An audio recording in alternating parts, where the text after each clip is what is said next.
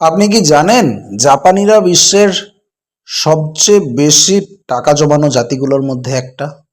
অথচ তারা কিন্তু আমাদের মতো একটুও কিপটে নয়। মাসের শুরুতে স্যালারি ক্রেডিট হয় আর 20 তারিখ আসতে না আসতে পকেট গড়ের মাঠ। এটা শুধু আপনার নয়, আমাদের সবার গল্প। কিন্তু আজ আমি আপনাদের এমন 5টা সিক্রেট জাপানি ট্রিক্স শেখাবো যা জানলে আপনার ব্রেন পুরো চমকে যাবে। দ্বিতীয় বিশ্বযুদ্ধের পর জাপান পুরো ধ্বংস হয়ে গেছিল, কিন্তু আজ তারা পৃথিবীর তৃতীয় বৃহত্তম অর্থনীতি। কিভাবে? ওদের এই ম্যাজিকের পেছনে আছে 5টা অদ্ভুত টেকনিক। চলুন একটা একটা করে সেই টেকনিকগুলোকে ডিকোড করি। সিক্রেট ফর্মুলা, জাপানিদের 5টা প্রাচীন মানি হ্যাকস। আপনি কি শুনতে আগ্রহী? এই মুহূর্তে ভিডিওটিকে একটা লাইক দিয়ে মন দিয়ে দেখতে থাকুন। প্রথম টেকনিক হলো কাকেবো, বা আপনি বলতে পারেন কাকেইবো। 1904 সালে জাপানের প্রথম নারী সাংবাদিক এই অদ্ভুত খাতাটা আবিষ্কার করেছিলেন। কোনো ফালতু অ্যাপ নয়, কোনো এক্সেল শিট নয়, ওরা মাসের শুরুতে একটা ডায়েরিতে হাতে লিখে রাখে কি চাই আর কি চাই না। ওরা খরচকে শুধু দুটো ভাগে মাপে, নিড আর ওয়ান্ট। আপনার ওই নতুন আইফোনটা কিন্তু নিড নয়, ওটা নেহাতি একটা ওয়ান্ট।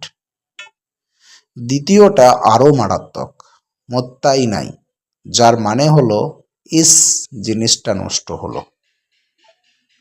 আমরা অর্ধেক খাওয়া খাবার ফেলে দিই, পুরনো জামা বাতিল করি। জাপানিরা প্রতিটা জিনিসের শেষ বিন্দু অবধি ব্যবহার করে ছাড়ে। শুধু অপচয় কমালেই যে মাসে কত হাজার টাকা বাঁচতে পারে সেটা আপনি হিসাব করতে বসলে নিজেই ভয় পেয়ে যাবেন। অপচয় কমালে 5-7 হাজার টাকা মাসে সঞ্চয় হওয়াটা কোনো বিষয়ই নয়। তৃতীয় হ্যাকসটা আপনার অনলাইন শপিংয়ের নেশা চিরতরে ছাড়িয়ে দেবে। এর নাম গামান বা ধৈর্য। অ্যামাজন বা ফ্লিপকার্টে কোনো কিছু পছন্দ হলে সাথে সাথে কিনবেন না, কার্টে ফেলে রাখুন। ঠিক 24 ঘন্টা ওয়েট করুন। মনে রাখুন, এই জিনিসটা আমি এখন কিনবো না, 24 ঘন্টা পরে কিনবো। গ্যারেন্টি দিচ্ছি, পরের দিন সকালে উঠে দেখবেন ওই জিনিসটা আপনার আর কিনতেই ইচ্ছে করছে না। আবেগ গায়েব হয়ে গেছে, তাহলে টাকা পকেটেই থেকে গেল। তারপর যদি ভাবেন 24 ঘন্টা পরেও ওই জিনিসটা আপনার কিনতে ইচ্ছা হচ্ছে, তার মানে জানবেন ওটা আপনার প্রয়োজন আছে, তারপর আপনি কিনতে পারেন। কিন্তু আপনার 80% ইচ্ছা 24 ঘন্টা পর কমে যাবে। যেগুলো অপ্রয়োজনীয় জিনিস সেগুলো আপনি কিনবেন না, তার মানে টাকা আপনার পকেটেই থেকে যাবে। 4 নম্বর টেকনিকটা হলো খাম পদ্ধতি। ডিজিটাল যুগে থাকলেও জাপানিরা আজও ক্যাশ টাকায় প্রবল বিশ্বাস করে। মাসের শুরুতেই ওরা বিভিন্ন খরচের জন্য আলাদা আলাদা খামে ক্যাশ টাকা ভরে রাখে। খাম খালি তো খরচ বন্ধ। যেমন ধরুন, মুদিখানা 40%, যাতায়াত বাবদ 30%, বিনোদনের জন্য 30%, এইভাবে। ইউপিআই বা কার্ড ঘষলে পকেট থেকে টাকা যাওয়ার কষ্টটা বুঝতে পারা যায় না, কিন্তু হাত থেকে যখন কড়কড়ে নোট যায় বুকে একটু ব্যথা লাগে বই কি। আর 5 নম্বরটা হলো দুনিয়া কাঁপানো রুল, কাইজেন। মানে প্রতিদিন নিজেকে মাত্র 1% উন্নত করা। আর 100 টাকা আজ জমালেন, কাল 101 টাকা জমান।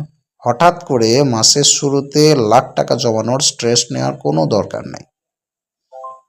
এই ছোট্ট ছোট্ট পরিবর্তনগুলোই একদিন কম্পাউন্ডিংয়ের জাদুতে আপনাকে ধনী বানিয়ে দেবে। এটা অঙ্কের নিয়ম, আবেগের নয়। তো এই 5টা জাপানি রুল কাল থেকেই আপনার জীবনে অ্যাপ্লাই করা শুরু করুন। দেখবেন মাসের শেষে পকেটে কেমন ম্যাজিক হয়। আর একবার ঝালিয়ে দিই নাকি? প্রথম হচ্ছে খাতায় হিসাব, যেটাকে কাকেইবো পদ্ধতি বলে। দ্বিতীয় হচ্ছে অপচয় বন্ধ, যেটা প্রয়োজনীয় সেটাই শুধু আপনার কাজে লাগান। আর শেষ বিন্দু পর্যন্ত ব্যবহার করুন। তৃতীয় হচ্ছে আপনার কেনাকে থামানো, বেকার খরচা করা বন্ধ করা।